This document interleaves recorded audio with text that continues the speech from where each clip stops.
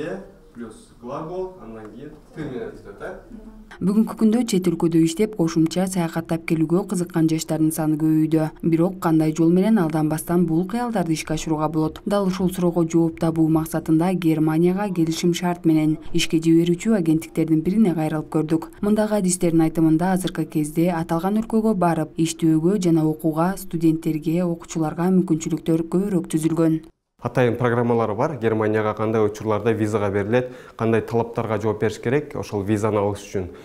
Мисалы Россияга, Туркияга, башка жактарга мисалы безвизовый режим болуп, любой гражданин бара ала турган болсо, Германияга андай эмес, саналуу эле адамдарга саналуу талаптар менен атайын программалар менен гана барганга мүмкүнчүлүк бар. Азырынча студенттер үчүн жайкы жумуш, ал жака барып, Германияга барып, өздөрүнө контракттарына, бул жактагы расходторуна иштеп келсе болот. Андан тышкары 9-ду бүткөн, 11-ди бүткөн окуучулар болсо, керектүү деңгээлдеги тил билүү деңгээлин өртүштүрүп, сертификат алып, ал жака окууга тапшырса дагы болот, 2 жылдан 3 жылга чейин. Германияда иштеп, жакшы каражат табуу үчүн тилди мыкты өздөштүрүү талап кылынат. Тактап айтканда, тилди билгендер ал жакта тейлөө кызматтарында же болбосо өндүрүш багытында жумушка орношо алышат. Агер тилди жакшы өздөштүрө албаса, айыл чарба иштерине баруусу мүмкүн. Аталган өлкөдө жай мезгилинде эмгектенип кайткан Осмонбек Кашкарбеков тилди мыкты билүүнүн артыкчылыктары көп экендигин айтат.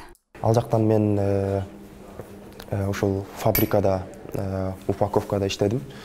Эң негизгиси ал жакта эмнени эске алыш керек? Бул албетте тил. Эгер тил билсең, ал жактагы өзүңдүн бирге иштеген коллегаларың менен тил табышып, жана өзүңдүн баарлашуң менен аябай эркин жакшы иштей аласың. Эң негизги кезекте бул албетте биздин арабызда тил билбеген балдар да болду арасында. Алар болушунча эле кыйналып калды. Албетте немис биздин коллегалар албетте эч нерсе дебейт бул нерсеге, бирок бул негизи кыйынчылыкты тудуруп калат. Мындан сырткары бул өлкөгө барып иштеп келүү үчүн эки тараптуу документ иштерине да акылдат мамиле кылуу зарыл. Анткени адистин айтымында көпчүлүк жаштар дал ушул нерсеге маани бербегендиктен алданып калышат. Канчалык агентство көбөйгөн сайын, мисалы нелегальный иштеген агентстволор, өзүнүн жоопкерчилигин жакшы билбеген агентстволор да көбөйүп, ушул именно ушул тармак боюнча да бир аз проблемалар бар.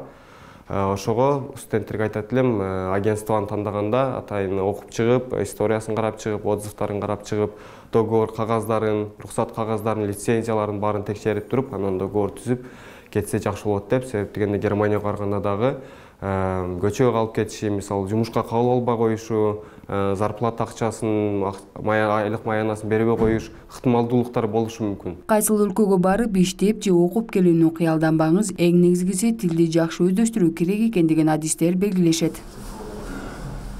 Акмарал Маликова, Самат Сайдамат уулу, Арутан көрсөтүүсү.